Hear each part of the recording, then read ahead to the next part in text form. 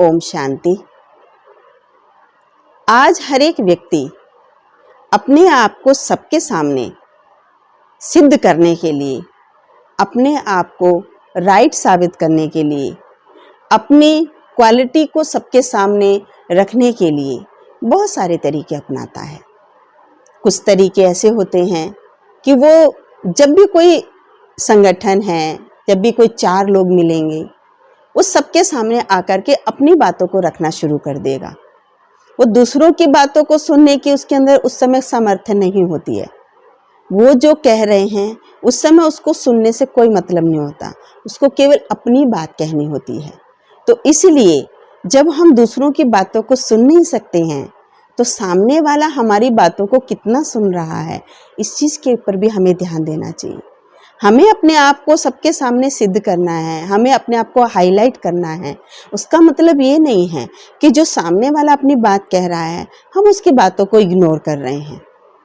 जब भी चार लोगों के बीच नया व्यक्ति से मिलेगा वो हमेशा अपनी चर्चा करने लग जाएगा, अपने बारे में बताने लग जाएगा। और कई बार तो अपनी बात को बताने के लिए, अपने आप को राइट सिद्ध करने के लिए, अपने आप को मैं सही हूँ, बहुत कुछ कर रहा हूँ, ये सिद्ध करने के लिए हम अपनी वॉल्यूम को भी तेज कर लेते हैं।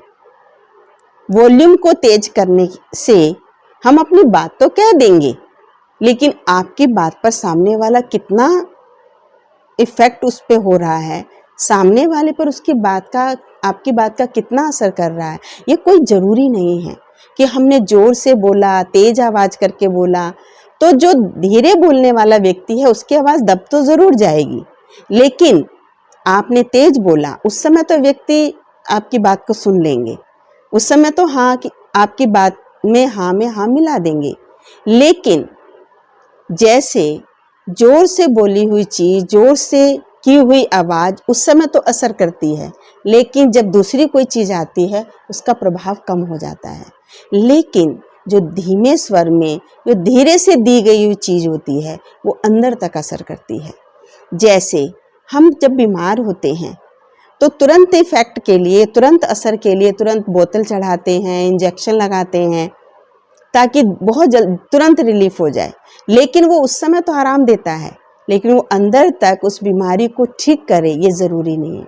उसके लिए हम लोग क्या करते हैं, हम लोग ये सोचते हैं कि भाई देसी दवाई लें, वो धीरे धीरे असर करेगी लेकिन वो बीमारी को जड़ से निकालेगी। हम सब आयुर्वेदिक की ओर जा रहे हैं, देसी इलाज की ओर जा रहे हैं। वो क्यों जा रहे हैं? क्योंकि अभी तक जो हम लेते आ रहे थे वो तुरंत रिलीफ वाली चीज़ थी, वो तुरंत तो दर्द में आराम हो गया लेकिन उसने बीमारी को ख़त्म नहीं किया। लेकिन आज जो हम ले रहे हैं ट्रीटमेंट वो धीरे वाला ले रहे हैं ताकि ये अंदर तक ख़त्म हो जाए, क्योंकि जिसने जल्दी आराम किया उसने उस समय तो सबको चुप कर दिया, लेकिन उसके साथ और कितनी सारी बीमारियां पैदा कर दी। उसका रिजल्ट हम सबके सामने है। इसलिए आज धीरे धीरे हम सभी जो धीरे धीरे आराम करती हैं, अंदर से बीमारी को निकालती है, हम आयुर्वेदिक, देसी इन चीज़ों को अपनाते हैं।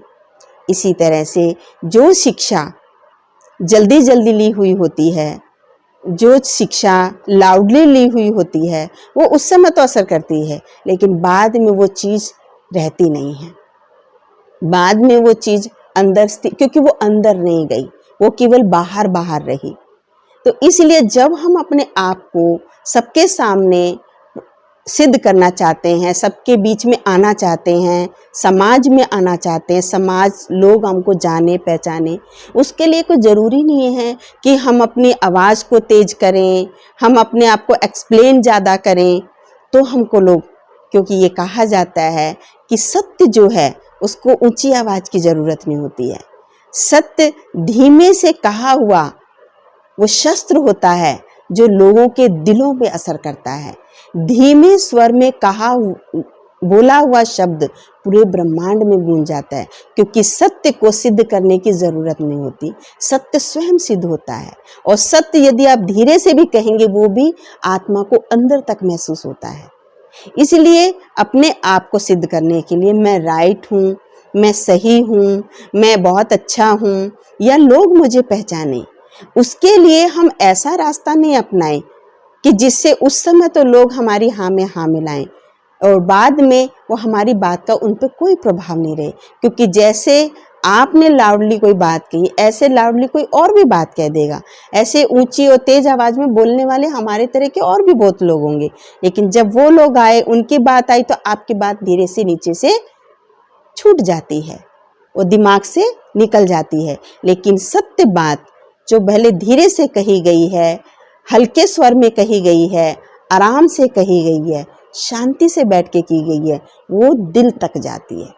और दिल तक गई हुई चीज असर करती है, वो प्रभाव डालती है, वो उसकी सोच को प्रभाव डालती है, उसके विचारों पर प्रभाव डालती है, उसके व्यक्तित्व पर प्रभाव डालती है, वो आपके व्यक्तित्व को दूसरों के सामने प्रत्यक्ष करती है।